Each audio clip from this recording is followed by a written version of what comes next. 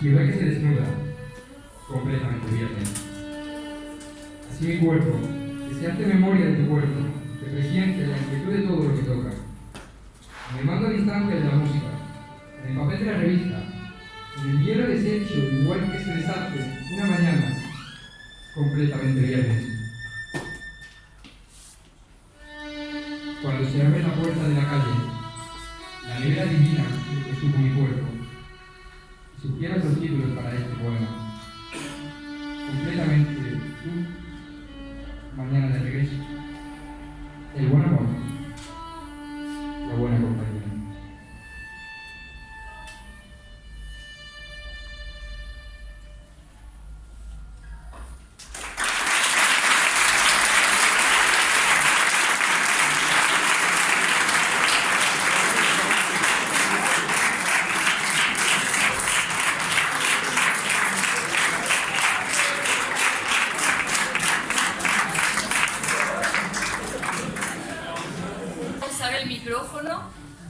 Porque creo que se me oye bien, ¿no? ¿Me oye al final? Sí. Entonces prefiero no tenerlo en la mano. Buenas tardes y bienvenidos al encuentro literario del Instituto, que este año es un encuentro muy especial porque no es un encuentro con un autor, sino con dos. Con Luis García Montero, que ya vino una vez, y con Almudena Grandes, que no vino, pero iba a venir. Me lo dijo en varias ocasiones. Ella siempre estaba encerrada escribiendo una novela o de gira promocionando la novela que acababa de escribir y al final pues no pudo ser, pero en al menos 2 ocasiones me dijo, claro que voy a tu instituto, no tienes ni que pedir el programa del ministerio, hay un programa de encuentro literario en el instituto que lo financia el ministerio. Y ella me dijo, ni lo pidas, no pidas el programa del ministerio, yo voy a tu instituto, que sea un viernes. Y bueno, aquí estamos, no pudo ser, es viernes y también estamos pasando del programa del ministerio porque Luis, como director del Instituto Cervantes, no ha querido cobrar una actividad de un programa oficial y eso le honra. Agradecemos infinitamente su presencia aquí, en medio de una vorágine de eventos por todo el mundo. Acaba de aterrizar prácticamente de Rabat, ha llegado a Granada en una combinación rocambolesca de medios de transporte para estar aquí hoy. Ha estado hace unos días en la Feria Internacional del Libro de Buenos Aires, en Argentina, y en medio también de un sinfín de homenajes a Almudena Grandes que están teniendo lugar en toda España, en librerías, en bibliotecas, en círculos de lectores, en barrios. Entonces, bueno, pues muchísimas gracias, Luis, por estar aquí, por dedicar, encontrar un par de horas para hablar de literatura, de poesía, de Almudena Grandes, de ti mismo, con alumnos de bachillerato. Y también gracias por estar siempre disponible para este instituto. Yo conocí a Luis hace 40 años, tenía 17. Y fue en el salón de actos del Instituto Padre Manjón de Granada. Después nos dio clase a Felipe y a mí, y a Manuela, y a Manolo Gilaber y a todos los profesores de literatura de aquí. Y bueno, yo en el acto aquel del Manjón suelo decir que me quedé pegada al asiento, es que fue así. Y ahora pues yo no puedo hacer una presentación sin hablar de ese deslumbramiento inicial y también de la admiración y del cariño de después. Es alguien que llevo leyendo décadas, es una persona muy cercana que forma parte de esta ciudad, como Almudena también forma parte de esta ciudad gracias a él, porque él se fue haciendo de esta ciudad y que también hubiera sido cercana sin esa circunstancia, porque es imposible olvidar el verano en el que leí Malena un nombre de tango o el efecto que me produjo leer La edad de Lulú, sobre todo en esta época que ahora que vivimos tan mojigata y tan puritana. Pues eso acerca a un autor, aunque nunca lo hayas visto o aunque no visite tu ciudad. Bueno, pues acabo de decir que siempre ha estado disponible para el instituto. y aceptó nuestra invitación inmediatamente. Con mucho gusto voy al instituto con Felipe y contigo, me dijo, y lo mismo que la aceptó en 2008 cuando vino, y que también aceptó para uno de nuestros programas Erasmus, que trataba sobre la guerra, una pequeña colaboración con un vídeo que le pedí por la mañana, y por la tarde tenía su vídeo, tenía dos vídeos, un vídeo suyo y uno de Almudena. Entonces, no voy a hacer aquí ninguna reseña biográfica ni bibliográfica de Luis ni de Almudena, porque por una razón. Aparte de estas cuestiones sentimentales que os estoy contando en la introducción, vosotros sabéis de sobra quién es el poeta que nos visita hoy y quién es la novelista a la que rendimos homenaje, y lo sabéis porque queridísimo compañero Felipe Bueno es un excelente profesor de literatura, se ha encargado de preparar a conciencia este acto, y de eso no voy a añadir nada al respecto.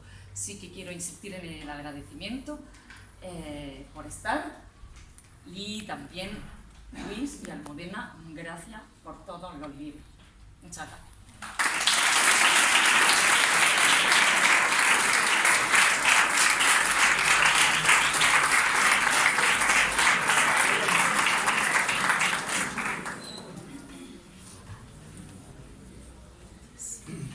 Bueno, buenas tardes y gracias no solo por venir, sino por haber participado tan activamente en un proyecto que suena a ver qué es lo que se inventa ahora Felipe. Quiere que hagamos un trabajo de investigación, pero tiene que ser creativo, y bueno, pues sí, era simplemente una manera de engañaros para que conocierais a dos figuras fundamentales de la literatura. ¿Qué hemos tratado de hacer para preparar este encuentro? Pues lo que hemos querido era reconocer algunos de los valores estéticos y éticos de la producción novelística de Almudena. Reconocer que propone una literatura arriesgada, que la mujer deja de ser objeto de la mirada para convertirse en sujeto de la mirada, que eso es muy importante. Por eso la mayoría de los personajes femeninos son los que dirigen sus novelas. Hemos descubierto también que sus novelas generan pensamiento, que muestran las desigualdades, porque ella consideraba que la literatura debía intervenir en la realidad. De hecho, en el primer artículo que escribió en El País, decía: la escritura es un acto ideológico. Y entonces se trataba simplemente de eso, de descodificar lugares comunes que casi siempre afectaban a la mujer, el cuerpo femenino, mitos y construcciones culturales sobre la maternidad, sobre la feminidad, sobre los cánones de belleza basados en ese cuerpo femenino, sobre la comida. Todo eso lo hemos estado viendo, pero también hemos visto las consecuencias de una transición, una etapa de transición, acaso demasiado lasa, de manera que encontramos dentro de sus novelas un compromiso político, porque sus novelas son discursos sobre la vida misma, donde descubrimos deseos, anhelos, agobios, contradicciones, verdades más ocultas y reprimidas por la sociedad más conservadora. Los episodios, en ese caso, hay que entenderlos como una reflexión, una revisión a modo de reflexión histórica de compromiso ético. Decía ella, y cito literalmente: escribir es mirar al mundo y construir una obra literaria es dar una versión personal de ese mundo. Pues eso es lo que hemos aprendido en clase, que sus novelas son una reflexión crítica e inteligente de nuestra contemporaneidad, porque Almudena es compromiso social y brillante ejecución para deconstruir tópicos asumidos que, como advertíamos, casi siempre afectan a la mujer. Eso es lo que hemos aprendido de Almudena, o he tratado de que conocieran los alumnos de primero de bachillerato. De Luis, pues hacía mucho tiempo que no lo veían. Me cuesta encontrar a alguien más generoso que Luis. Creo que es el adjetivo que mejor lo define.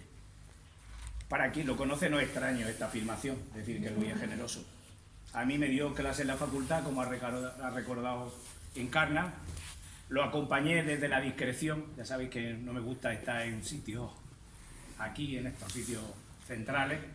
En sus primeras lecturas, leí y releí sus libros. Me firmó para que me dieran una beca de estancia en Alemania.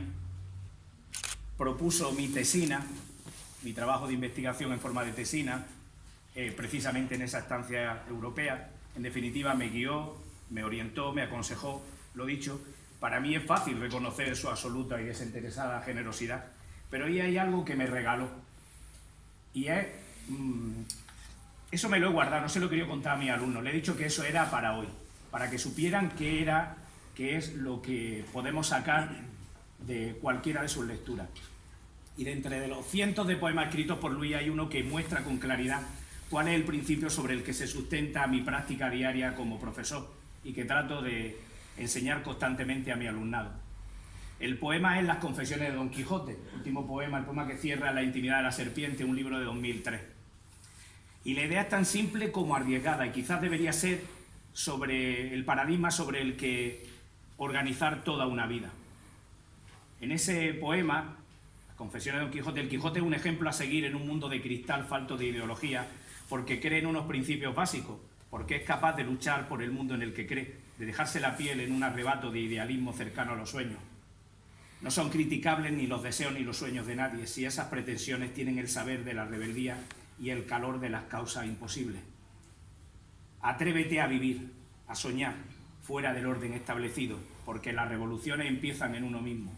Ese es el mensaje de hoy, ese es el que me he guardado, es el que quería que mis alumnos supieran, porque el Quijote simboliza el sueño de intentar elegir otra libertad, el paradigma de una actitud coherente consigo misma, los sueños por los que hemos luchado y por los que ahora tendréis que luchar todos vosotros, la locura hermosa y respetable que nos hace rebeldes, quizás solo porque nos atrevemos, cito un verso, a vivir fuera de la hacienda encantada, porque quiero que creáis, y ese es el mensaje, en las revoluciones invisibles. Muchas gracias.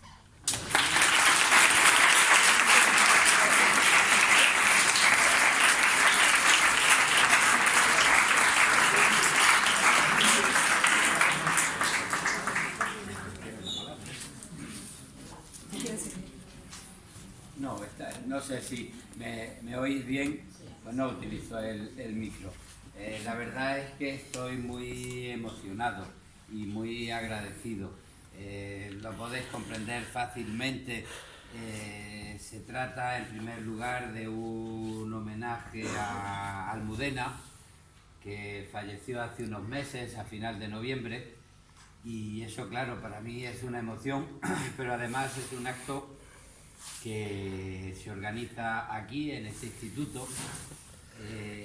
Yo cuando estoy en Granada vivo en un apartamento un poquito más arriba en la calle El Castañal, o sea que es el instituto del barrio, es la segunda calle a la derecha pasada a la glorieta que hay arriba, o sea que es el instituto del barrio que vi hacer, y me ha impresionado cuando me han dicho que esto se hizo hace 30 años, porque yo vi cómo se hacía, o sea que el tiempo corre. Y además, pues, habéis oído a Encarna y a Felipe. Seguro que comprendéis la importancia sentimental que a veces tienen los profesores. Yo agradezco enormemente lo que me enseñaron algunas personas que abrieron mi vocación. Siempre cuento que un día un padre de los Escolapios, el padre Antonio, bajó un tocadiscos. Estoy hablando de hace más de 50 años, pues bajó un tocadiscos a clase, de los que se llevaban entonces, y puso un disco que acababa de sacar un jovencísimo cantautor que entonces estaba dándose a conocer, que se llamaba Juan Manuel Serrat. Era el disco de Antonio Machado, y para mí fue tan importante la emoción que sentí al oír a Serrat cantando a Machado y poniéndole música a sus recuerdos. Mi infancia son recuerdos de un patio de Sevilla, que poquito después, con el dinero de un cumpleaños que me dio mi abuelo, pues me compré mi primer disco, el de Serrat, y mi primer libro, pues una antología de Antonio Machado. Lo recuerdo enormemente, y siempre digo que un momento fundamental para mis emociones fue un día que yo estaba trabajando en casa, escribiendo un artículo, sonó el teléfono, era Serrat, al que yo ya conocía, y me dijo: Luis, he visto este poema tuyo de Habitaciones separadas, le he puesto música, si te gusta lo grabo en mi siguiente disco. Y lo grabó en un disco que se llamó Versos en la boca. Cuando yo oí a Serrat por teléfono cantándome un poema que yo había escrito, tuve una emoción muy fuerte, y os digo la verdad, que te cante Serrat, un gran patriarca de la música y de la cultura española, es pues un motivo de vanidad, pero sin embargo no sentí vanidad ninguna al oír un poema mío cantado por Serrat. Lo que sentí es el recuerdo del niño que con poco más de 10 años se emocionó oyendo a Antonio Machado en las canciones de Serrat y fue con un billetito en la mano a comprar su primer disco. Porque entonces me di cuenta que la historia de mi vida tenía la coherencia del que había apostado por una vocación, que es la vocación de la poesía, la vocación de la literatura. Y la verdad es que el recuerdo de ese niño fue mucho más importante que la vanidad de que me cantara Serrat. Allí yo pude comprobar una vez más que no es lo mismo tener un empleo que tener una vocación, lo repito siempre, y me gusta repetirlo ante vosotras con vuestra edad. Tener un empleo es fundamental en la vida, y cuando no se encuentra, pues es un verdadero problema. Es lo que te permite pues vivir, pagar el pan que me alimenta, el traje que me cubre, como decía Antonio Machado. Pero tener una vocación es una fortuna mayor, porque es poder dedicarte en la vida a lo que realmente te gusta, te compromete contigo mismo, te compromete con la sociedad y te realiza como persona. Y en ese sentido, a la hora de elegir, yo creo que a las vocaciones siempre hay que darles una oportunidad. Yo siempre aconsejo que no se busque una salida de empleos fáciles y baratos, sino que uno se arriesgue, por lo menos durante un tiempo, a intentar apostar a la hora de elegir estudios, a la hora de elegir vida, por la vocación que realmente te gusta. Y yo, bueno, pues me dediqué a la poesía. Digo que estoy emocionado porque, como de poeta no se puede vivir, porque los derechos de autor no te dan para vivir, no son un empleo, pues busqué trabajo como profesor de literatura para hablar de lo que leo, que es lo que me gusta, aunque no me paguen. Y como profesor de literatura descubrí también muy pronto que si en la biografía personal el recuerdo de algunos profesores es importante, para un profesor el recuerdo de algunos alumnos es muy importante también. Los profesores tenemos nuestras ideas sobre la educación, discutimos, nos metemos con el ministerio, no nos gustan los planes de estudio, no nos gusta el papel que se le dan a las humanidades, pero cuando cerramos la puerta del aula y miramos a los ojos a nuestros alumnos, a nuestras alumnas, se nos olvida todo para preguntarnos qué puedo hacer por ellos, de qué manera puedo explicarles lo que significa la literatura. Esa herencia en la que a través de los siglos los seres humanos pues han ido dejando lo que es la experiencia de la vida, lo que es la historia de nuestra comunidad, para que un lector pues la conozca y participe de ella. La literatura es como el fuego en torno al que una tribu se sienta para calentarse en la hoguera y para que los ancianos cuenten la historia de la tribu y para que le digan a los jóvenes que un día ellos serán los encargados de mantener la memoria de la tribu. Y eso es la escritura y esa es la memoria que está en los libros, ¿no? Y eso es lo que uno intenta contagiar.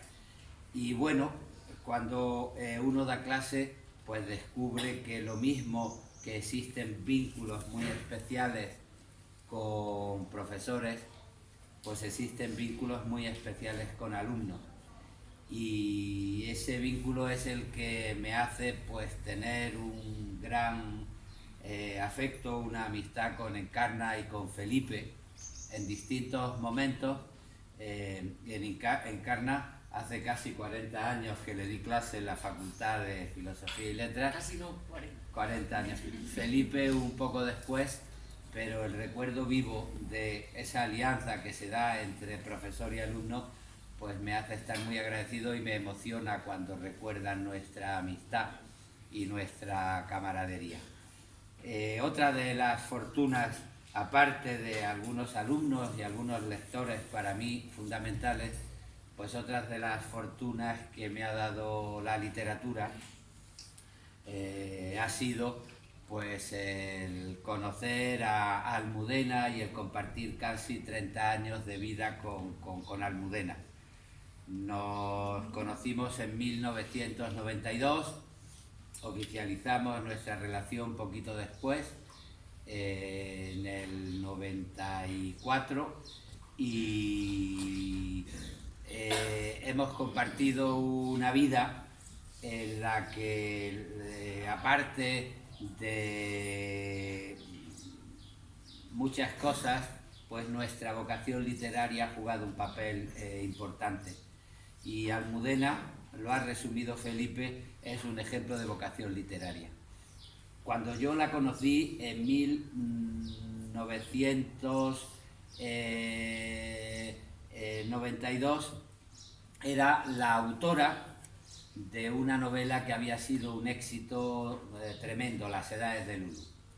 En un momento de la transición en la que se quería democratizar la sociedad, y democratizar la sociedad no era solo votar cada 4 años, sino llevar la libertad a la vida, a las relaciones entre hombres y mujeres, luchar por la igualdad entre hombres y mujeres, reconocer la sexualidad femenina, huir de las represiones.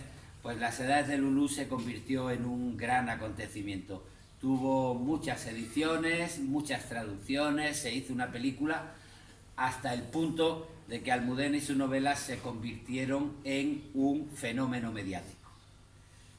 Y ella se planteó su vocación literaria y se preguntó: ¿qué quiero yo? ¿Ser famosa o ser escritora? Y su vocación le hizo decir que lo que quería es ser escritora, no aprovechar la fama mediática de Las edades de Lulú en un momento en el que todo se estaba mercantilizando en una sociedad del espectáculo comunicativo, y se encerró para dedicarse a escribir, porque era su vocación y por eso apostó. Y su segunda novela es quizá la novela de lectura más difícil de Almudena. Te llamaré viernes fue una clara decisión para decir: yo no voy a disfrutar del éxito fácil, me voy a meter en complicaciones literarias, porque yo lo que quiero es ser una escritora.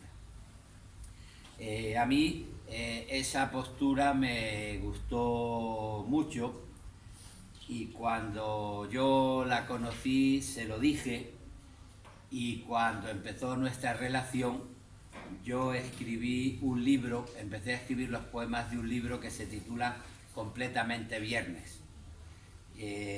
Completamente Viernes es un título que encierra varias cosas. La primera, ella había apostado por la literatura en una novela difícil, Te llamaré viernes, y yo quise aprobar, felicitar esa decisión, diciendo: pues si tú quieres llamarme viernes, yo seré completamente viernes. Por otra parte, sabéis que viernes es el día de Venus, etimológicamente, y en ese sentido, pues los poemas celebraban una relación viva de amor y de felicidad que empezamos juntos, y era el día de Ben. Y por otra parte, por motivos de trabajo, yo vivía en Granada, soy profesor de la Universidad, de la Facultad de Letras de Granada, aunque ahora no doy clases porque estoy trabajando en el Instituto Cervantes, pero yo tenía mis clases en la facultad y Almudena trabajaba en Madrid. Y entonces teníamos dos casas, una en Granada y otra en Madrid. Y los viernes era el día del encuentro. Ella bajaba una semana a Granada, yo subía a Madrid la semana siguiente para pasar el viernes, el sábado y el domingo juntos. Esa historia es un poco la que da pie al poema que ha leído vuestro compañero. Porque claro, cada cual tiene sus costumbres. Almudena tenía una vida muy ordenada. Los novelistas son muy ordenados porque tienen casi un horario de oficina, porque como ella decía, es que tienen que rellenar el folio, que los poetas no rellenamos el folio porque solo escribimos versos de 11, 12, 13, 14 sílabas. Y tienen casi un horario de oficina. Almudena se levantaba por la mañana y se ponía a escribir después de desayunar a las 9:30 de la mañana y podía estar escribiendo en horario fijo hasta las 2 y algo, y después de comer y de la siesta, cuando tenía que hacer algún artículo, alguna colaboración que no fuese la de la novela, pues escribía un poco también por la tarde. Un oficinista. Los poetas somos más bohemios y yo entonces era más bohemio. Cuento esto porque en el poema lo que se dice es lo siguiente: cuando yo subía a Madrid todo estaba perfecto, la casa ordenada, en la nevera había comida para pasar el fin de semana sin tener que salir de casa, estaba una botella de whisky, a mí me gusta el whisky, a Almudena le gustaba el gin tonic, estaba todo muy bien arreglado. Pero cuando le tocaba a ella venir a Granada, la casa era un desastre.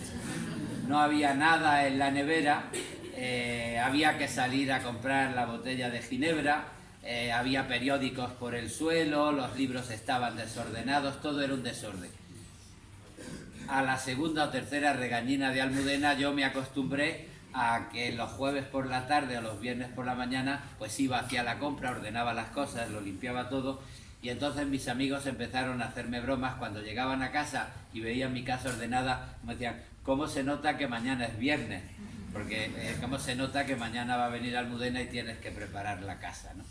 Bueno, el amor es una forma de hospitalidad, la poesía es una forma de hospitalidad, la literatura es una forma de hospitalidad. Uno puede escribir una novela o puede escribir un poema y existe la novela y el poema, pero no existe el hecho literario, el hecho poético, el hecho narrativo, hasta que no llega un autor y hace suya la historia y puede estar un verano pues dedicado a leer.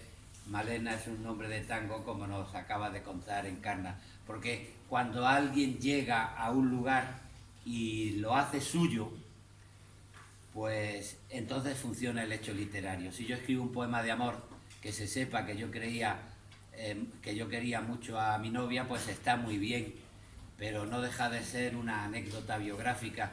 Lo que es importante es que un lector, una lectora, lean el poema, piensen en su vida, piensen en su amor, piensen en lo que sienten en la vida y habiten el poema, ¿no?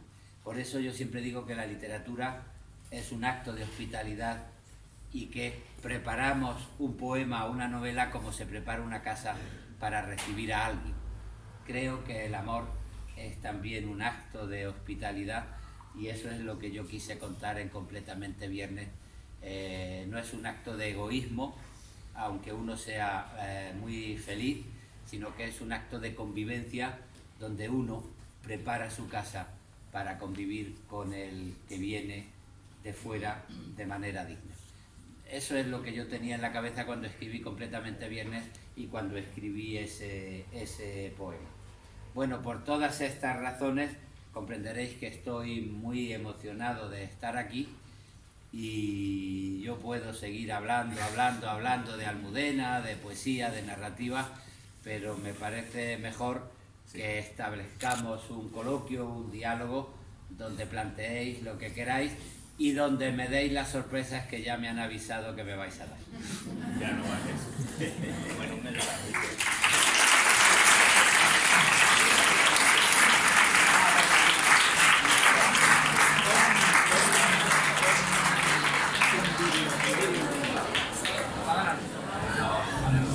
Conocer un poquito más a Almudena Grandes, y para ello he pensado en que fueran ella misma y sus lectores los que me hablaran de su forma de vivir la literatura.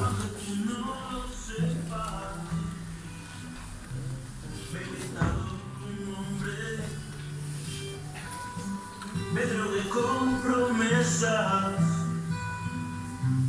y dormido en los coches. Aunque tú no lo entiendas. He recuperado frases de Almudena donde en primera persona habla sobre cómo entiende su trabajo. Luego serán sus lectores los que con sus textos de despedida nos expliquen qué significaba para ellos su figura.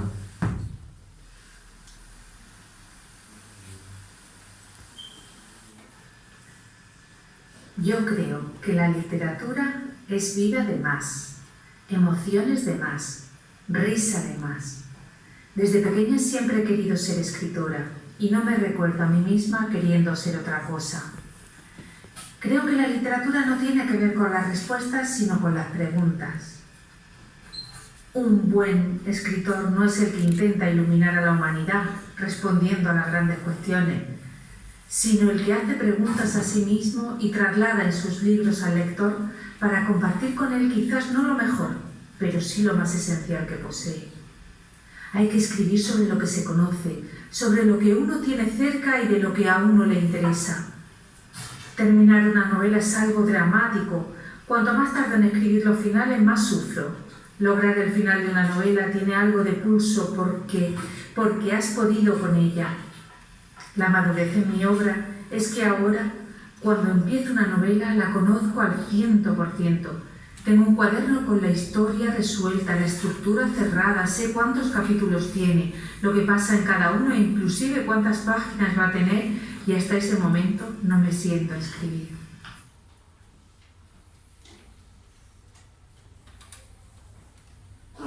Daros las gracias por haberme leído, daros las gracias por estar ahí. Yo siempre digo que para mí no hay nada más importante que mis lectores, porque los lectores de un escritor son su libertad. Mientras a mí mis lectores me sostengan, yo seguiré escribiendo los libros que yo crea que tengo que escribir.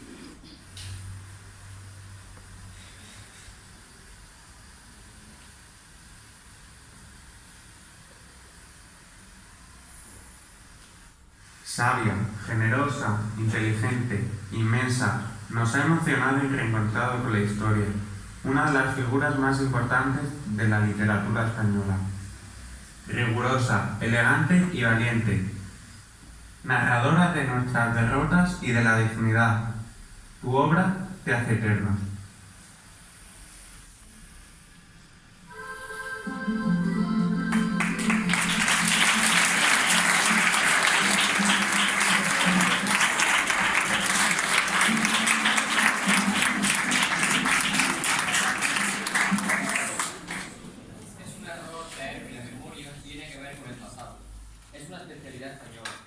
La memoria tiene que ver con el presente, porque si no sabemos quiénes somos, no sabemos quiénes queremos ser. Y tiene que ver con el futuro.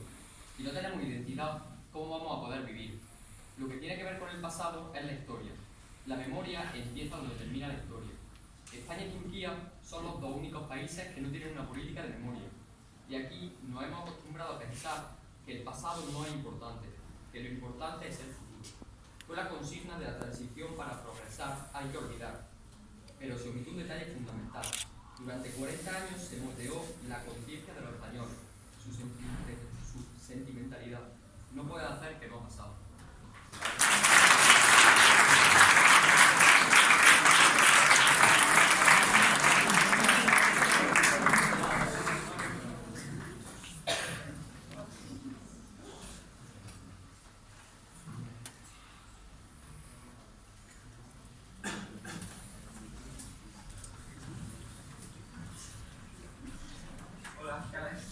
Un libro de Luis García Montero. ¿Sabías que va a venir a nuestro instituto? ¿En serio? El mismísimo presidente del Instituto Cervantes.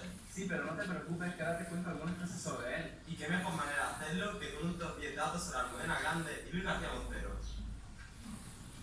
Número 1. Almudena siempre quería escribir, aunque su mayor pasión era leer. Hasta ella misma dijo que si le pagaran por leer, no escribiría. Número 2. Almudena quiso estudiar una carrera como latín, pero su madre le obligó a estudiar geografía e historia porque era una carrera de chicas. Esto le permitió llenar su libro de referencias históricas. No es mal que por bien no venga. Número 3. Antes de que fuera una escritora que firmaba sus propios libros, trabajaba escribiendo a destajo por 800 pesetas o 5 euros por folio. Escribía artículos en nombre de otros autores y de esta manera a las editoriales les salía mucho más barato que contratando a los autores de verdad. Este trabajo le dio disciplina y destreza. Número 4. Almudena nace en una época donde la mujer tiene poca autonomía. Por ello, se obliga a romper con todo para lograr la libertad que busca. Esto se ve reflejado en novelas como La Edad de Lulú, donde la mujer toma las riendas de su vida a la vez que se siente desorientada. Número 5. Aunque Almudena era feminista, ella no aceptaba el término literatura femenina, porque este sugería que había dos tipos de literatura. La normal era para los hombres y una especial para las mujeres. Número 6. Su fan no viene por nada. Tiene más de 10 premios, el primero por La Sonrisa Vertical cuando solo tenía 28 años y el último lo ganó en el Festival Ñ de 2021. Número 7. Unas de sus canciones favoritas son Noches de boda y De purísima y oro, de Joaquín Sabina. Número 8. Lo de Almudena y Luis fue amor a primera vista, que después se convirtió en una maravillosa historia. Desde entonces, Luis ha estado en los libros de Almudena y Almudena en los poemas de Luis. Número 9. El amor de Luis era tan fuerte que en la Nochevieja de 2020 a 2021 saltó el confinamiento para ir a ver a su amada recién operada y se tomaron la uva juntos. Él la describe como la mejor Nochevieja de su vida. Número 10. La biblioteca de la Plaza de las Palomas de Granada decidió el nombre Almudena Grande. Luis no lo pudo agradecer de otra manera que con unos versos. El trato de mi ciudad Almudena me emociona. Ella se hizo granadina de mi mano. Almudena ha sido una gran escritora que, aunque ya no esté con nosotros, siempre estará presente en los poemas de Luis, como en este que vamos a leer. Ya sé que otros poetas se visten de poeta, van a las oficinas del silencio. Administran los bancos del fulgor, calculan con esencia los saldos de sus fondos interiores. Son antorchas de reyes y de dioses, o son lenguas de infierno. ¿Será que tienen alma? Yo me conformo con tenerte a ti y con tener conciencia.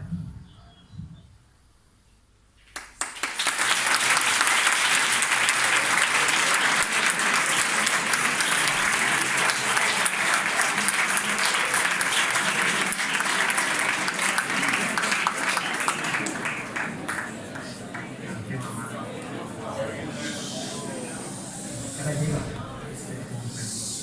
y el frío. Canción amarga. Y la cara lleva 3 años perdidos y el frío de las 6 de la mañana. Van a partirse el corazón. De pronto, la luz apagada. Los pasillos turbios. La puerta que clava su ruido en la espalda.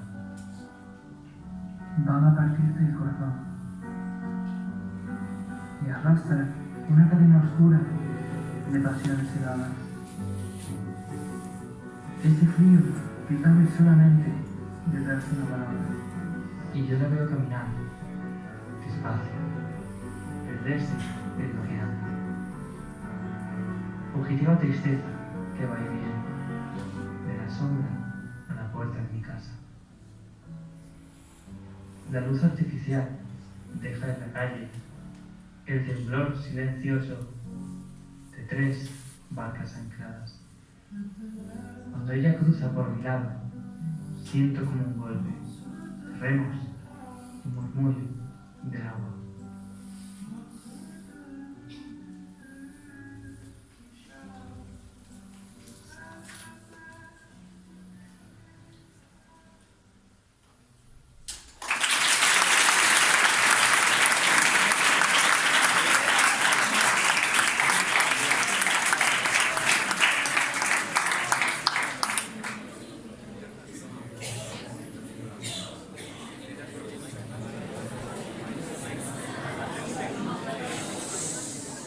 Como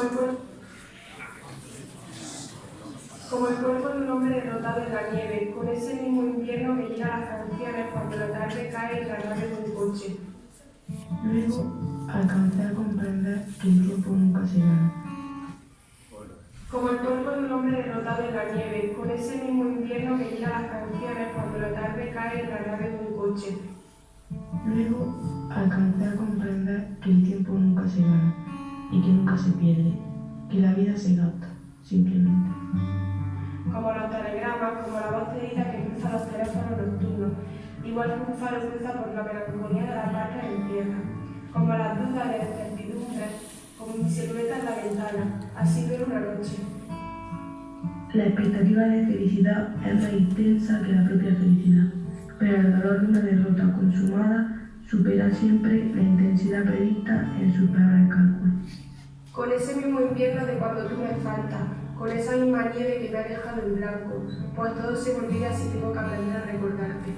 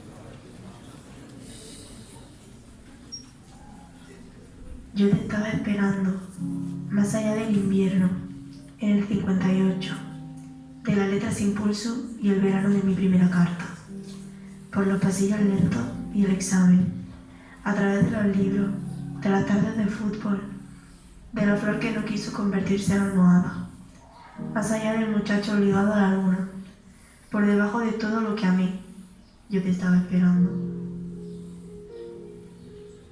Yo te estoy esperando, por detrás de las noches y las calles, de las hojas pisadas y de las obras públicas, y de los comentarios de la gente. Por encima de todo lo que soy, de algunos restaurantes a los que llamo mami. Con más prisa que el tiempo que me huye, más cerca de la luz y de la tierra, yo te estoy esperando. Habíamos sido felices caminando sobre una cuerda floja. Habíamos florecido en una infección de contradicciones. Nos habíamos encontrado en un laberinto de paradojas, sin mirar nunca al suelo, sin mirar nunca al cielo, sin mirar. Al verme dormir a su lado, solo podía pensar en una cosa. Mañana quizás no lo tendré. Mañana se habrá ido. Mañana estaré sola en esta cama. Cada minuto pesaba, cada minuto importaba, cada minuto se dilataba hasta proyectarse los límites de una eternidad pequeña, personal. Era demasiado amor, demasiado grande, demasiado complicado, demasiado confuso y arriesgado y fecundo y doloroso, tanto como yo podía dar más del que me convenía. Por eso se rompió, no se agotó, no se acabó, no se murió. Solo se rompió, se vino abajo como una torre demasiado alta, como una apuesta demasiado alta, como una esperanza demasiado alta.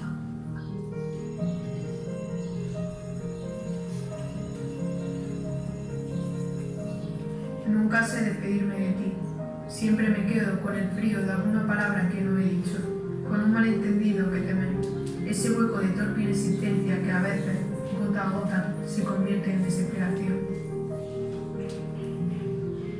Nunca sé despedirme de ti, porque no soy el viajero que cruza por la gente, el que baja de aeropuerto en aeropuerto, porque mira los coches en el dirección contrario, corriendo a la ciudad en la que acabas de quedarte.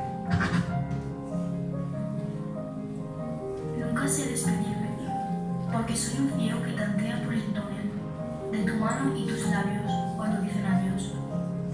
Un ciego que tropieza con los malentendidos y con esas palabras que no saben pronunciar.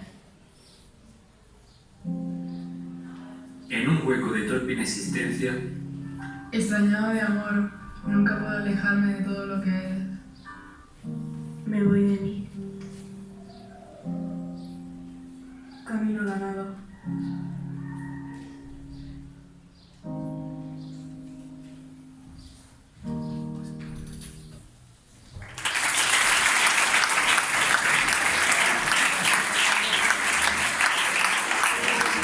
Muchísimas gracias, me va explicando Felipe el proceso de todo lo que habéis preparado. Como vuelvo a repetir, me emociona y le doy las gracias al Instituto, gracias director, y a Encarna y Felipe, y me comenta que mejor ahora hacemos un alto, después podemos ver otras de las cosas que habéis preparado, pero si queréis que mantengamos alguna conversación, como digo, la mejor manera de dar las gracias a todos los que habéis participado, a todas las que habéis participado, pues es poder establecer una conversación en los términos que queráis. Venga, ¿alguna pregunta?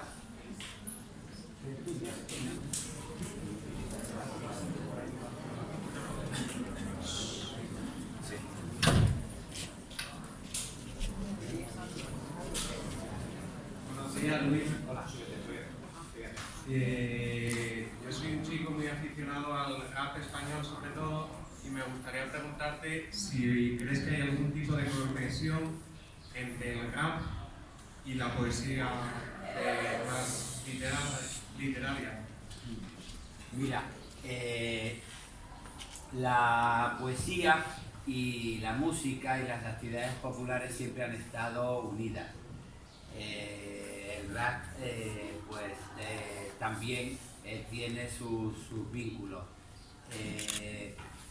Los poetas que buscamos siempre la palabra precisa, intentamos utilizar el lenguaje de la manera más precisa. Yo siempre digo que el poeta que se tira una hora pensando en un adjetivo, en un verbo, representa a cualquier ser humano que quiere hacerse dueño de sus opiniones, porque la manera de hacerse dueño de nuestras opiniones y de nuestros sentimientos es a través de las palabras. El peligro de esa búsqueda es que muchas veces el género empieza a oler a cerrado, porque hay tanta precisión, tanta búsqueda, que poco a poco las palabras se separan de la vida cotidiana.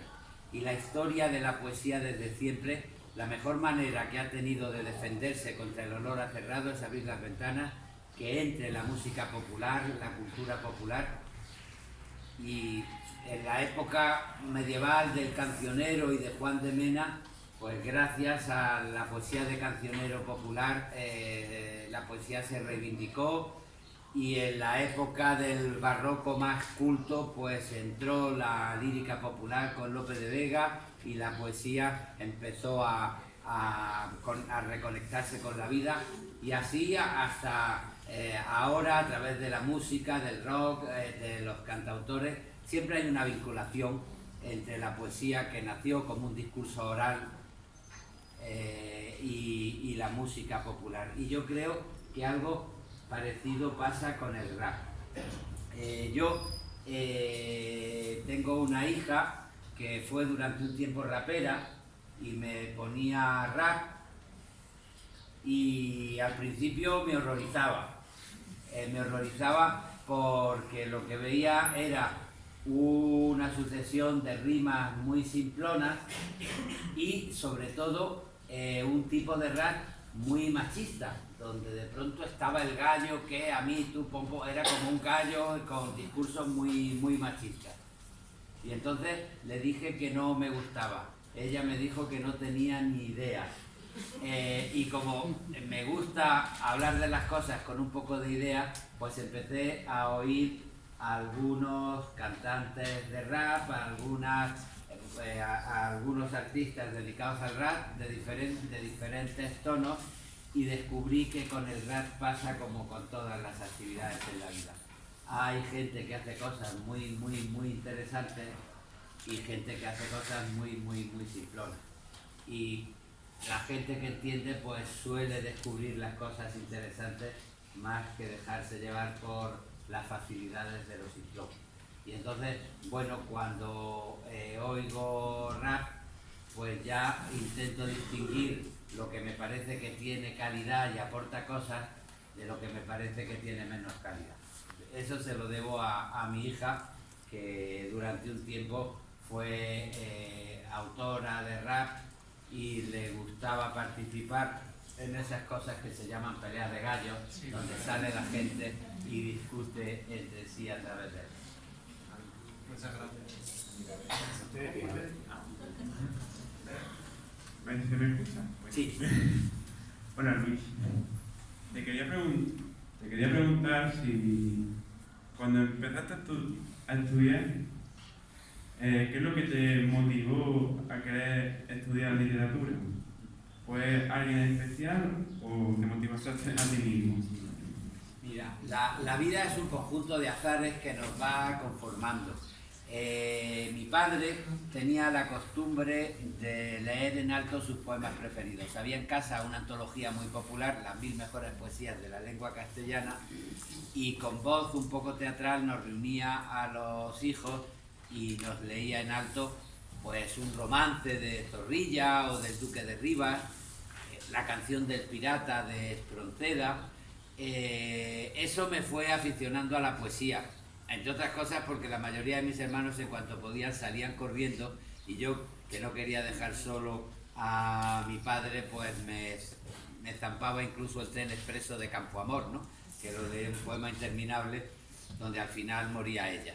Y mi carta que es feliz, pues va a buscaros cuentos dará de la memoria mía. Bueno, me fui aficionando por ahí a la poesía. Después tuve un profesor que, como he dicho, me contagió bastante el amor por la poesía, entre otras cosas, pues llevando canciones de cantautores como el disco de Serrat, dedicado a Machado. Y después tuve la suerte de ir encontrando a lo largo de la vida momentos que consolidaron lo que iba a ser mi vocación. Desde niño, yo siempre cuento que yo soy el mayor de 6 hermanos, todos muy traviesos. La frase que he oído desde que era pequeño en mi casa con más frecuencia era mi madre diciendo: tengo 6 y todos varones, porque ella iba buscando la niña que nunca nació, ¿no?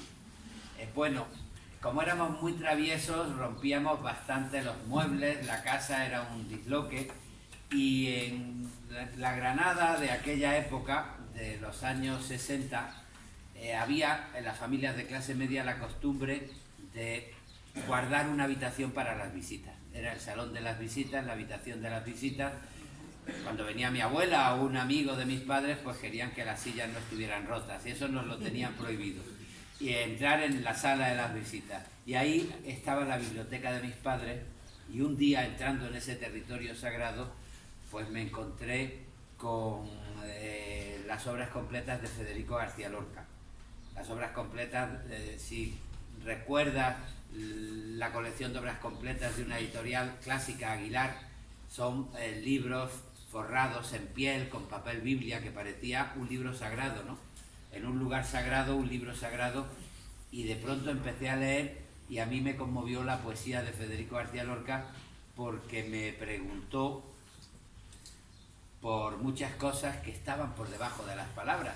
Cuando Lorca dice la luna bajó a la fragua con su polisón de nardo, bueno, ¿qué quiere decir eso? Que la luna tiene un polisón, pero sobre todo la luna baja a la fragua, y en el poema lo que te cuenta es que viene a llevarse a un niño porque se va a morir el niño.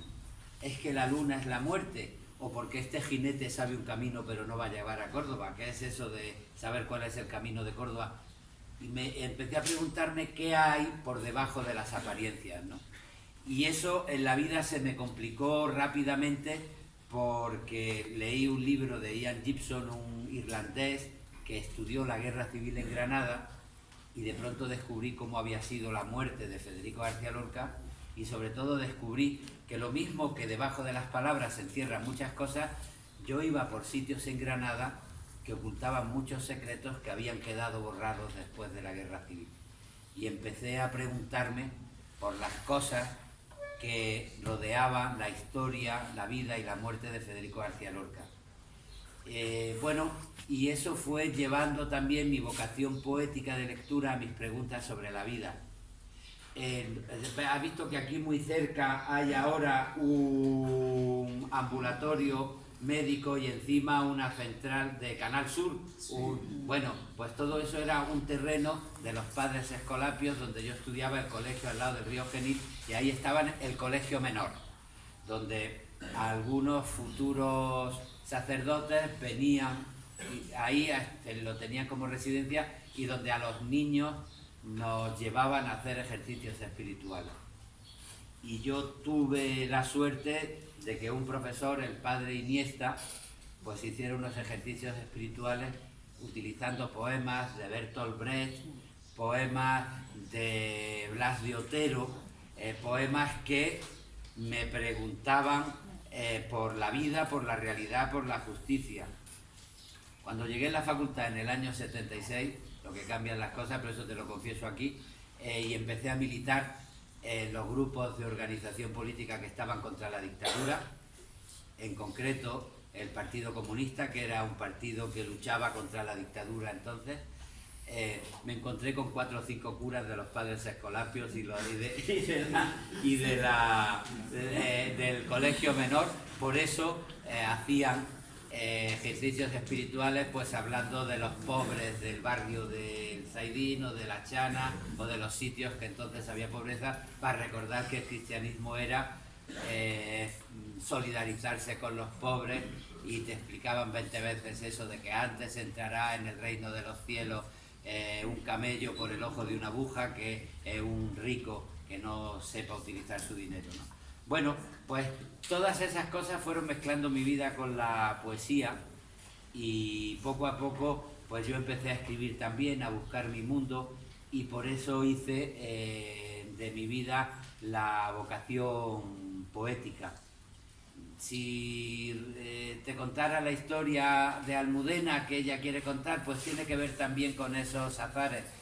Ella era la mayor de una familia de 4 hermanos muy aficionados al fútbol. Su familia es loca del Atleti de Madrid. Yo, como niño de provincia, tengo doble militancia, soy del Granada Club de Fútbol. El otro día en Rabat estaba y me pidieron que grabara un vídeo, y lo grabé y lo mandé aquí para la televisión diciendo que somos de primera y que desde luego le vamos a ganar al Español y que seguimos en primera. Pero como niño de provincia, con el Granada siempre he estado a ver si no bajo, a ver si subo. Pero entre los partidos, entre los equipos grandes, pues uno también escoge. Hay quien escoge al Barcelona, hay quien escoge al Atleti de Madrid. Yo escogí al Real Madrid y soy muy aficionado al Real Madrid. Tengo doble militancia, del Granada y del Real Madrid. No puedes suponer lo que significa convivir con los atléticos.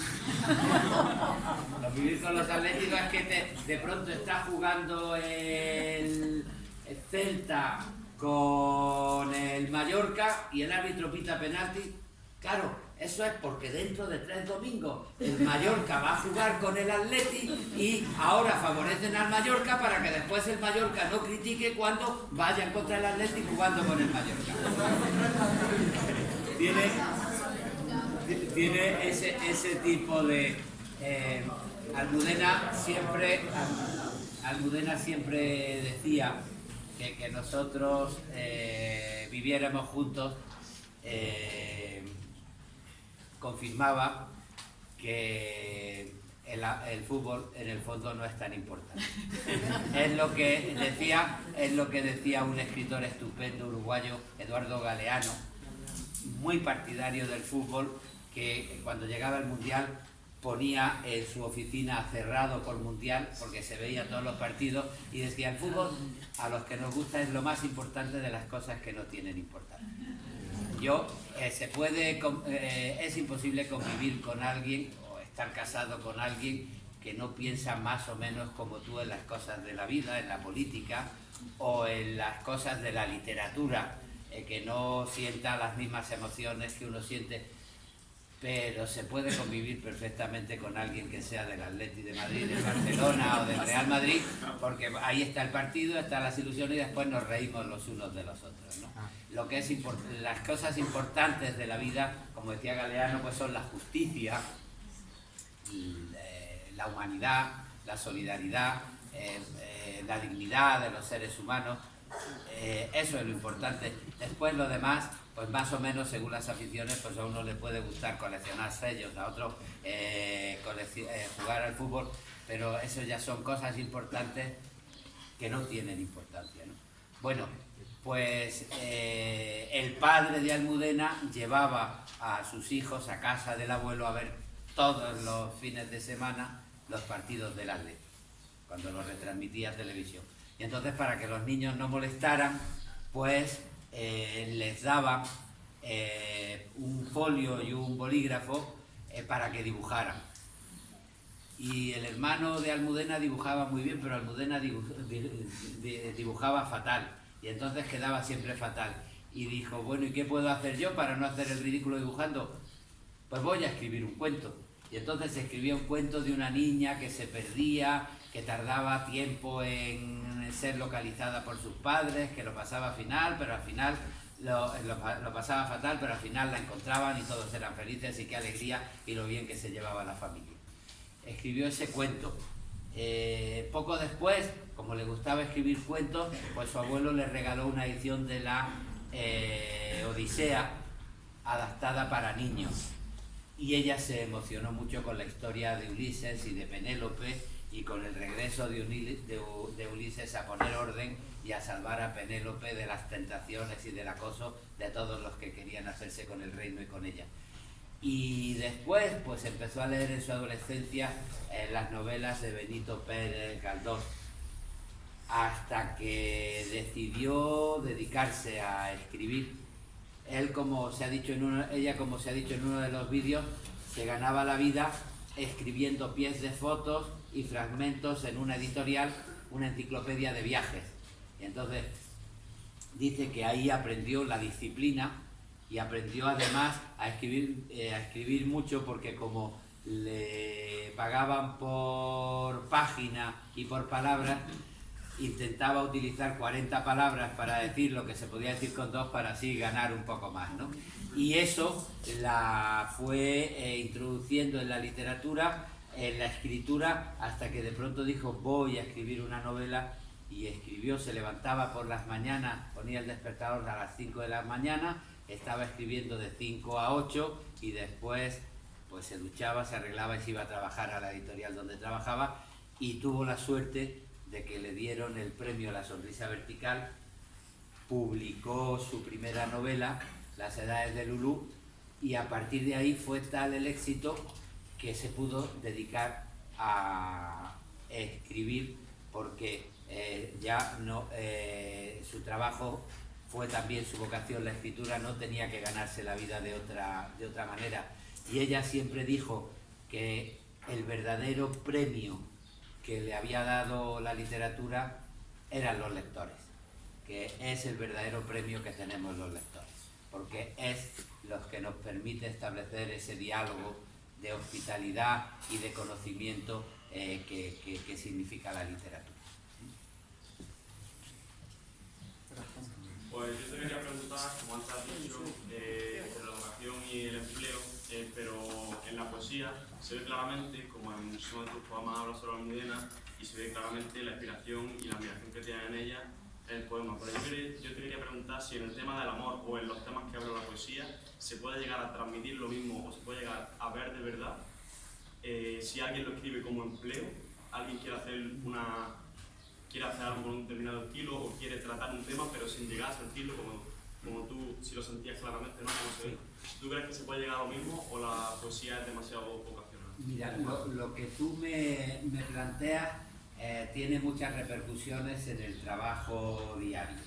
Digamos, yo hago una primera distinción entre empleo y vocación, a decir, empleo aquello que nos da dinero y vocación aquello que nos desarrolla como personas, y la suerte es que quien le gusta la medicina poder dedicarse a la medicina, o quien le gusta dar clases pues, y tiene vocación de profesor, pues es una felicidad poder dedicarse a ser profesor. Lo mismo pasa con la poesía, con la literatura. Si a ti te gusta, es una maravilla poder dedicarte a eso y tener suerte en eso. En primer lugar. En segundo lugar, en cosas interesantes que tú planteas. La literatura no solo es inspiración, sino es también conocimiento técnico y trabajo. Y en ese sentido tiene mucho de empleo también, porque uno intenta aprender los recursos para comunicar aquello que quiere comunicar.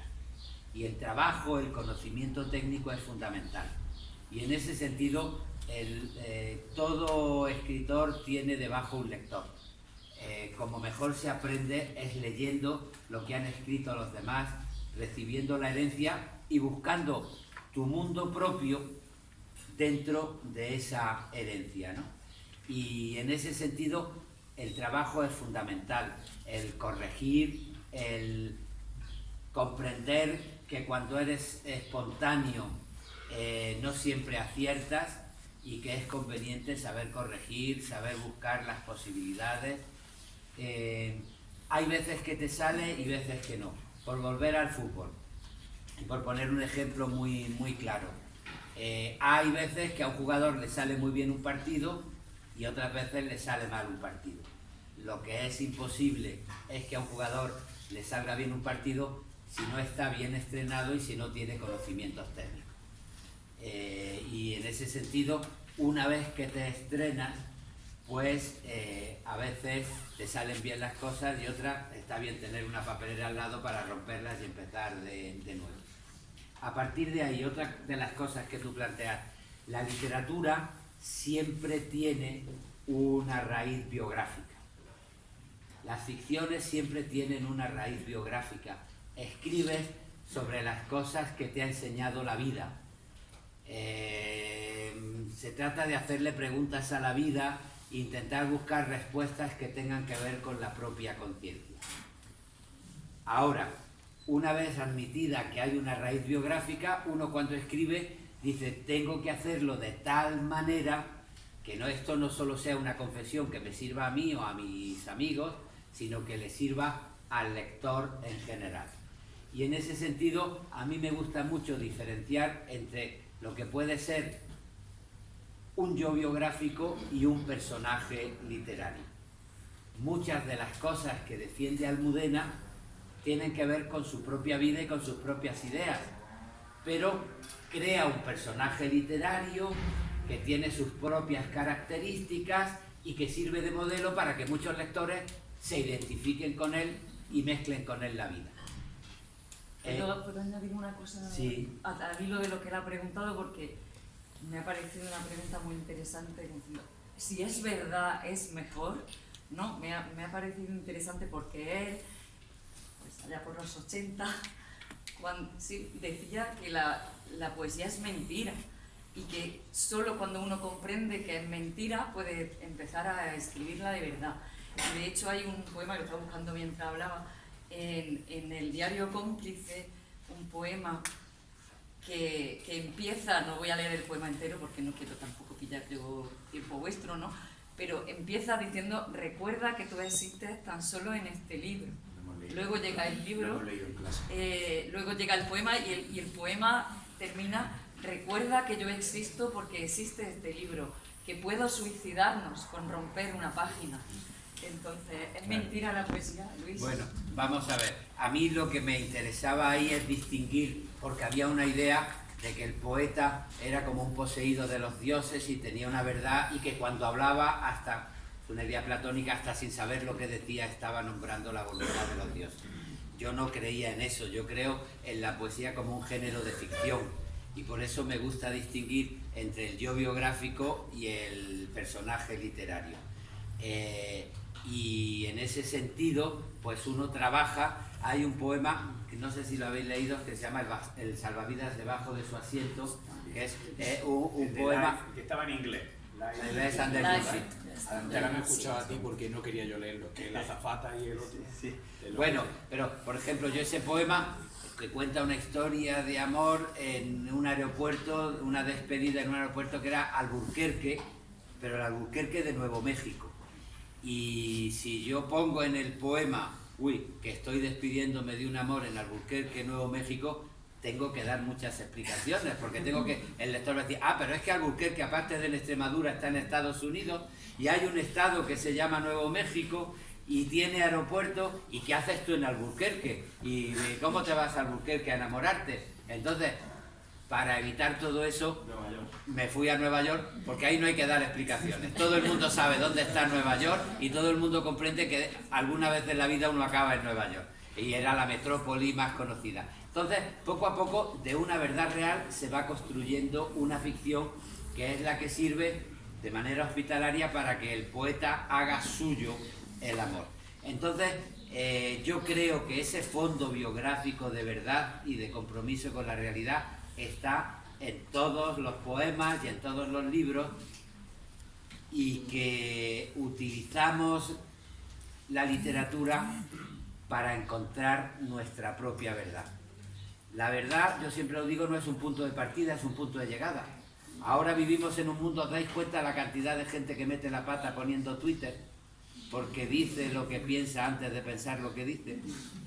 Y además hay corrientes de opinión que se te imponen y tú vas a opinar de algo y te sumas a la opinión y de pronto haces el ridículo, y a los 5 minutos está todo Twitter diciendo: pero qué tontería ha dicho el señor tal, o qué tontería ha dicho el señor tal, o qué ha dicho este del rey, o qué ha dicho... Y dices: joder, si se lo hubiera pensado, igual hubiera dicho otra cosa. Es un peligro decir lo que piensas antes de pensar lo que dices. Por eso la verdad, y eso lo enseña la literatura, no es un punto de partida, sino un punto de llegada, de reconocimiento. Y eso es lo que queremos decir cuando se parte de una verdad, pero la ficción sirve para buscar esa verdad, no para decir como un loro lo que flota en el ambiente. Para eso sirve la ficción. Y en lo que has preguntado hay otra cosa que también tiene mucho interés, que tiene que ver con el trabajo y que tiene que ver con lo que comentaba antes de Almudena. Cuando uno escribe algo y tiene la suerte de que tenga mucho éxito, pues puede caer en la tentación de decir: repito como un estribillo lo mismo que escribí antes para buscar otra vez el éxito. Y cuando uno escribe de oídas de sí mismo como un estribillo, sin comprometerse con la búsqueda literaria, acaba oliendo a repetición y a degradación barata. Y eso, fíjate, pasa también incluso con la edad. Cuando uno va cumpliendo años, pues tiene el peligro de volver a escribir la novela de siempre o el poema de siempre. Y si cuando eres joven te conviene mucho escribir para buscar tu mundo y romper e intentar hacerlo mejor y romper, cuando eres mayor lo que te interesa es tener paciencia y decir: hasta que no tenga nada nuevo que decir, mejor no repetirme, porque entonces se puede tener la sensación que tú denunciabas, de decir: uy, esto se lee, pero si no se vive con verdad, pues suena a mentira.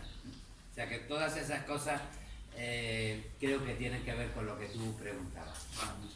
Ignacio. Alejandro, allá al fondo, allá levantado.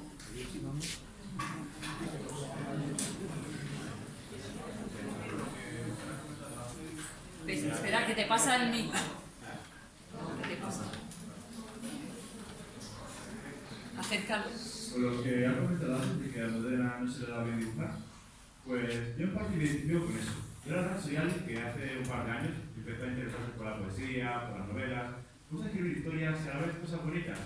Y la verdad es que es verdad, mis dibujos son nefastos. Yo en los primeros cursos de la profesora de práctica, no sé cómo no me he hecho la clase. Nefastos, sí. Gracias. Gracias.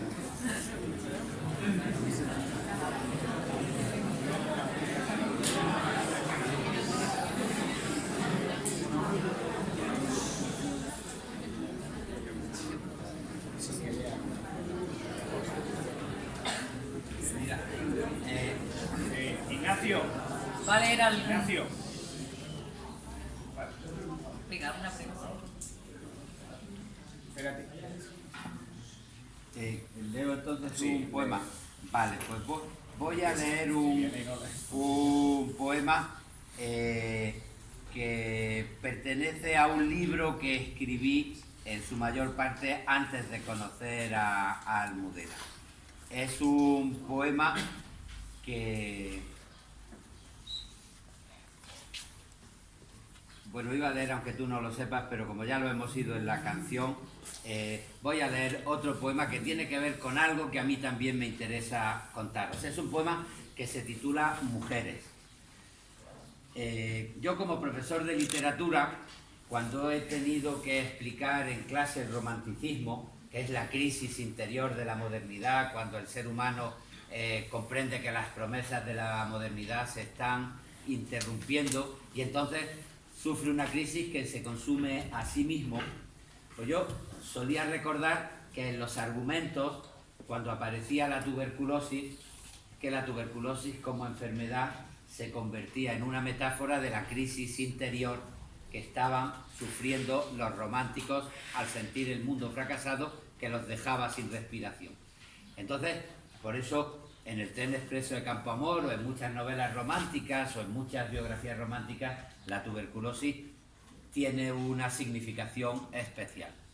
Si a mí me preguntaran cuál va a ser una de las enfermedades que sea metáfora del mundo en el que vivimos, yo diría que una va a ser la anorexia, porque simboliza muy bien un mundo con una capacidad de control de las conciencias tan fuertes que a veces impide hasta la relación directa con nuestro propio cuerpo.